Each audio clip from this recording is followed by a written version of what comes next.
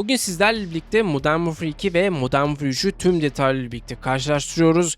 Hangisi daha iyi, multiplayer modu mu yoksa Warzone, hikaye, hatta zombi ve DMZ buzuna kadar her şeyi masaya yatırıyoruz. Eğer bu iki oyun arasındaki farkları merak ediyorsanız da doğru yerdesiniz.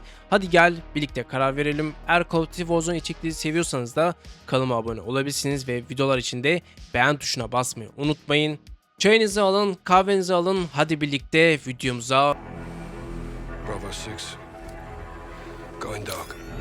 Öncelikle multiplayer modu kıyaslayalım. Modern Warfare 2 çıkışıyla birlikte oturmuş mekanikleri, harita tasarımları ve silah dengesiyle birçok oyuncunun beğenisini kazanmıştı. Özellikle Tactical Sprint ve Perk sistemi ve Gunsmith özelleştirmesi gibi oyunu oldukça güzel kıldı. Kendine has haritalar ve oyun IV 9.0 grafik motoruyla geliştirildi. Bir önceki Modern Warfare 2019 ise IV 8.0'dı. Yani bir nevi daha iyi grafik motoruyla bizlere sunuldu. Modern Warfare 3 ise gene IV 9. grafik motoru ile bu yapının üstüne kuruldu, ancak bazı farklarla birlikte haritaların çoğu Modern Warfare 2'den devralındı, remake haritalar yerine getirildi. Bir kısım oyuncuya nostaljik gelirken de bazıları için de yenilik eksikliği olarak görüldü. Artı olarak da Mumut yani karakter hareketleri biraz daha hızlıydı. Bu da oyunu daha da rekabetçi ve tempolu hale getirdi. Peki burada kazanan kim? Eğer denge yavaş bir oynanış istiyorsan da Modern Warfare 2 tercih edebilirsin. Eğer daha hızlı agresif oynanış arıyorsan da Modern Warfare 3 seni tatmin edebilir.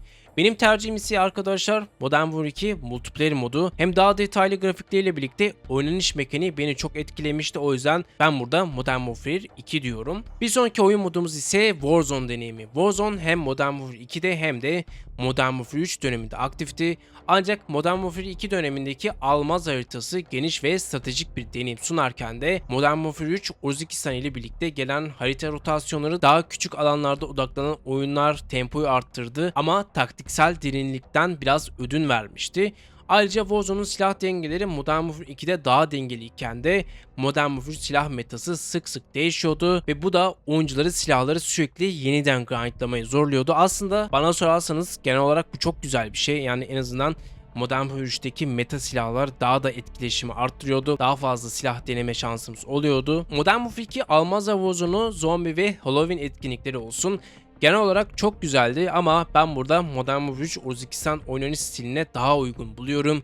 Hızlı oynanış mekanikleri, rotasyon balonları sayesinde de daha hızlı bir şekilde ilerleyebiliyorduk. Kendinize bir kill rekoru denemek istiyorsanız da Modern Warfare 3 deneyimi daha da iyiydi.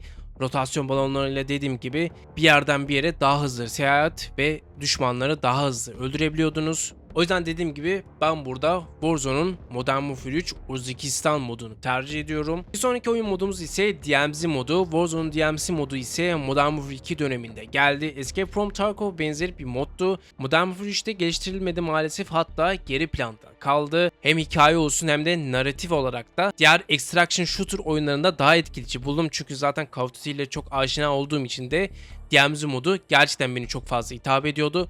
O kadar çok vibe olmasına rağmen yani çok fazla reset attılar o oyun moduna ve ben oyun moduna neredeyse ilk kez bitirmeye çalıştım ama ya üçüncüsünde en sonda DMZ modunu bırakmıştım çünkü sürekli hep aynı şeyi grindlama vesaire bunlardan sıkılmıştım. O yüzden eğer ki önümüzdeki senelerde yeni Modern Warfare 4 oyununda yeni bir DMZ modu gelirse de muhakkak oynayacağım modlardan biri olacak. Zombi moduna gelelim arkadaşlar. Zombi modu Modern Warfare 3'ün en büyük fark yaratan özelliklerinden biri. Treyarch işbirliğiyle geliştirilen bu mod klasik dalga dalga zombi konseptinden farklı olarak da açık dünya elementleri taşıyor.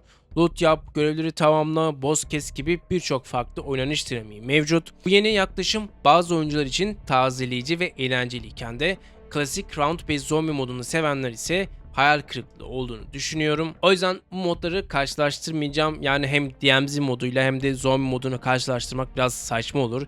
İkisi de farklı oyun modlarına hitap ediyor. Bir sonraki oyun modumuz ise hikaye modu. Aslında bunu daha önce böyle farklı bir videoda yapmayı da düşünüyordum ama tesadüfen bu video denk geldik. Genel olarak genel izleyici olarak da benim ne kadar çok Modern Warfare 2 hikayesini veya işte Modern Warfare 3 hikayelerini sevdiğimi biliyorsunuz. Oyunun hikayesi olsun, o aradaki karakterler ve oyun deneyimiyle birlikte Modern Warfare evrenini gerçekten çok seviyorum ama dediğim gibi arada bazı sevmediğim taraflar var. Onu da şimdi açıklayacağım. Modern Warfare 2'nin hikayesi bildiğiniz üzere işte Ghost, Soap ve Price gibi karakterleri yeniden sahneye taşıdı ve sinematik anlatımıyla birlikte dikkat çekmişti, fakat Modern Warfare 3'ün hikayesi kısa, parçalı ve biraz aceleye gelmiş gibi hissettirdi. Lineer görevler yerine açık bölge görevleri kullanılması oyuncular tarafından karışık yorumlar aldı. Ayrıca Makarov gibi önemli bir kötü karakterin derinliğinin tam verilmemesi hayranlar tarafından hayal kırıklığına uğradığını düşünüyorum. Modern Warfare 2 ise arkadaşlar karakterler üzerine yoğunlaştı. Diyaloglar olsun, karakterler hakkında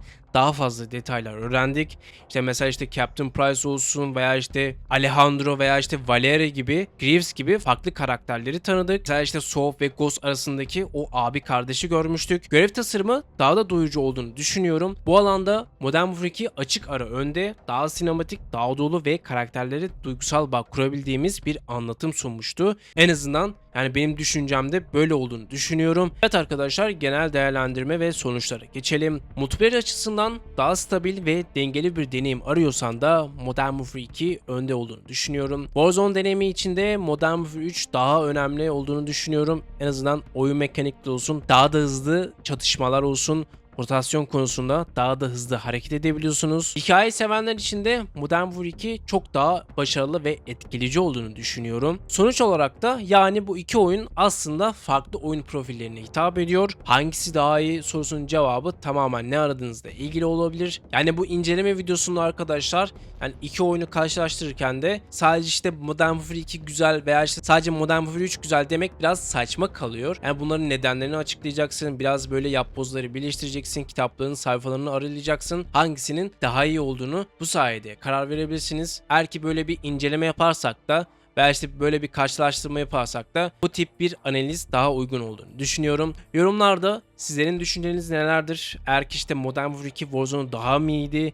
Veya işte iyiyse de neden iyi olduğunu böyle açıklayıcı bir şekilde detaylıca yazarsanız gerçekten çok güzel olur. Hem Battlefield tarzı hem de Call of Duty Warzone tarzı içerikleri seviyorsanız da kanalıma abone olabilirsiniz. 3000 aboneye geldik ve 3000 aboneye geldikten sonra da neredeyse muhtemelen bu yıl sonunda 4000 aboneye ulaşacağız. O yüzden burada göstermiş olduğunuz destek sayesinde gerçekten sizlere teşekkür ederim. Sizler olmasaydınız da bu videolarda düzenli olarak da karşınıza çıkmazdı. O yüzden buradan sizlere gerçekten çok teşekkür ederim. O yüzden arkadaşlar bizleri desteklemek için de tek yapmanız gereken abone olmak ve videolara beğeni atmak. Beğeni atmak acayip derecede videoları öne çıkartıyor. Daha fazla insanları bize arttırıyor. Algoritma olarak da zaten ne kadar çok beğeni o kadar çok izlenme anlamına geliyor. Bir sonraki videoda görüşmek üzere. Hepinize hoşça kalın.